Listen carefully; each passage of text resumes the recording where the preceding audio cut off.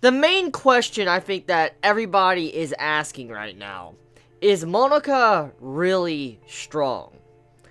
I know I'm asking this question after finishing this latest episode of Dragon Ball Super, because after seeing how Beerus was freaking out, and the way he was trying to not put Monica into a match, even if he didn't even get to fight, it'd be a good thing, I'm left wondering, is Monica really that strong, or is there something else going on here? The thing is that Monica has been built up since Battle of Gods, the movie. It's been built up. It's been built up since that arc. And now seeing this, I just really, really, really, really hope that the build-up for Monica isn't wasted, because there's a lot of hype backing him. I mean, there's many people that are talking about his design, of how he has these big nipples and shit, and everybody laughs at him. But, I mean, I've seen a lot of characters in Dragon Ball, Dragon Ball Z, Dragon Ball GT. I know we don't count GT, but I'm just saying, we've seen a lot of characters, and usually the designs of characters that are wacky or kind of weird or they look weak tend not to be some strong characters. I remember many people were laughing at Boo, Majin Buu, Fat Boo, and they were laughing at him because of, the way he looked. He looked like a giant-ass man-child. And then when you see how his power was, you're like, holy shit, he's strong. And I feel like there might be something very similar going on with that. We're, kind of at that point in the series where we're looking at Monica and asking, is he really that strong? Is he someone, that could really beat Goku and Vegeta? Is he someone that really Beerus to go out of his way to say he needs to fight, like he's definitely needs to be a part of the team? And, I mean, I just don't think Beerus would choose someone if they were weak. I just don't. I don't believe that. If there is something going on here, there has to be a really logical explanation for it. There might be some form of reason to maybe that he has a split personality, like Dr. Jackal and Mr. Hyde. For instance, you have it to where Monica is kind of similar to that. He has a split personality. Maybe he's passive and nice at one point to where he's like a coward, which is kind of what we're seeing here because he's supposedly passed out to a Kameo wave. And then maybe when he starts taking a lot of abuse and getting a lot of damage, he might flip that fucking switch and he goes all berserker and starts beating the shit out of everybody. I could see something very similar to that happening. And I mean, it wouldn't be surprising. I mean, it would be really cool to see. I just really hope that's where it's going. I hope it's not going the route to where he's useless and he's a gag character, because that would not honestly upset me, because there's been a lot of hype behind Monica. But enough of that. Let's talk about the fight of this episode. Vegeta's fight with Frost and Vegeta's fight with... What's that dude's fucking name? It's a Robo Lava Man. Fucking, I can't even remember his fucking name. Like Magnet? Magnot? Or whatever the fuck you say this dude's name, okay? I like the design, by the way. I really like the character's design. But let's talk about Frost and Vegeta's fight first. So, Frost and Vegeta, they have... Well, you can't really consider that a fight, because it's kind of what I expected to happen, except quick.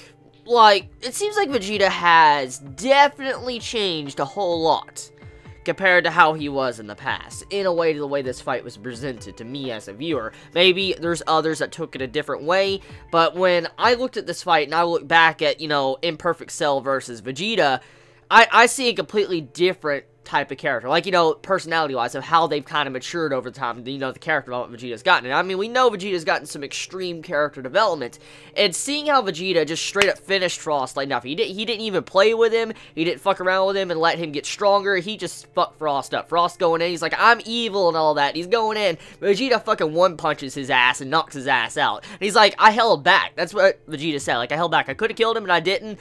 I love that right there, just getting to see how Vegeta just fucking knocked his ass out. There was no challenge whatsoever. I mean, that should have obviously been a given. I mean, look, Goku is fighting Frost in his regular Super Saiyan form.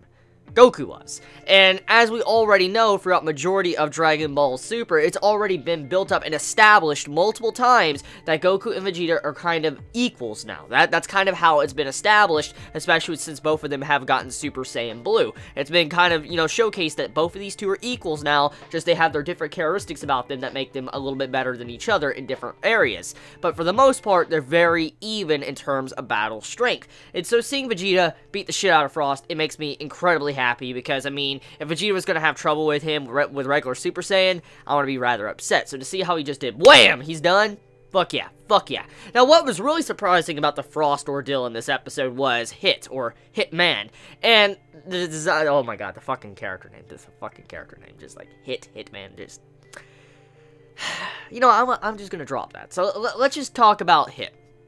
Hit knocked out Frost like it was nothing. He's a famous hitman, and after seeing his ability, well, we didn't really get to know what exact ability he used, but he incapacitated Frost like nothing, and he knocked him out. Now, we don't know exactly how this ability works or what he really did, but we do know that he is definitely going to be someone rather strong. I mean, he's always had this, you know, atmosphere about him, this aura that, you know, just gives off his character where he's going to be like one of the final fights of, you know, this arc, because, I mean, that's the way his character design looks, that's the way he's been presented in the opening song, just his overall presence feels like someone that could be the final match, and, I mean, seeing how he did that to Frost, it shows that he's not really a pushover, he's not a weakling, he's not a pushover, he's not someone you could just brush to the side and say, oh, he's a piece of shit, he's not gonna really be that good in fights, like some of the other fighters we've already seen, which comes to the main question I want to talk about, or the main question. Why is this universe that our team is going up against, why are they so fucking weak? Like, they haven't even had to go into Super Saiyan Blue yet. Vegeta or Goku have not had to do that yet. Now, I'm not going to say that's not going to happen, because I'm willing to bet Hit's going to force Goku or Vegeta to transform into Super Saiyan Blue. I'm just saying, from all the other fighters we have seen, they're very weak. I mean, even the other Saiyan, you know, he supposedly doesn't know about Super Saiyan. So, with that, this other universe, the Twin Universe, our universe, is very, very, very, very, very weak compared to our universe. And it's just surprising. I mean, this is a different type of atmosphere that Dragon Ball Super has been giving off compared to how Z was. You know, it kind of mixes Dragon Ball Z and Dragon Ball together and adds a more uplifting comedy type feel to it, while keeping some very serious moments. But I've noticed that this entire universe that you know, our team is going up against, they're not really as strong as I envisioned them to be. So hopefully Hit, you know, goes in and kicks some fucking ass. We get to see some epic shit from him. Maybe he might be like the main villain of Dragon Ball Super, or one of the main villains of Dragon Ball Super.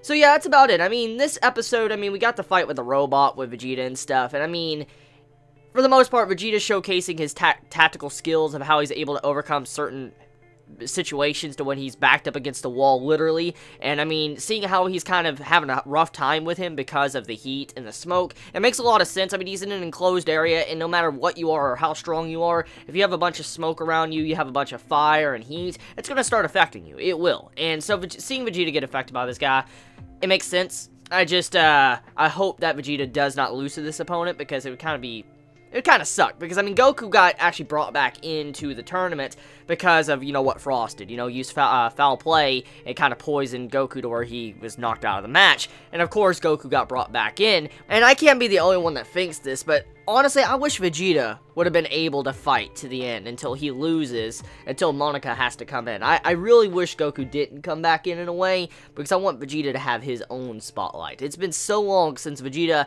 has really shared a huge spotlight of an arc, and he's had it for himself. It upsets me how, you know, Goku, once again, since we know Vegeta's gonna lose now, since Goku's coming back in, Vegeta's gonna lose, Goku's gonna come in, and he's probably gonna curb stomp whoever Vegeta loses to. Now, we do know Vegeta's getting worn down after match after match. I mean, after fighting opponent after opponent, you're eventually gonna wear down, and eventually you're gonna lose.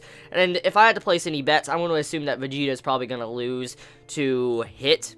I'm willing to bet he might lose to him, and then Goku's going to come in and fight. Maybe Goku might lose as well, and then Monica will have to come in, which then we'll get to see his ability. Now, I would like that entire event, but we'll see how it goes. Let me know your thoughts in the comments below. You all have a wonderful day or night wherever you live. Please be safe. Chibi out.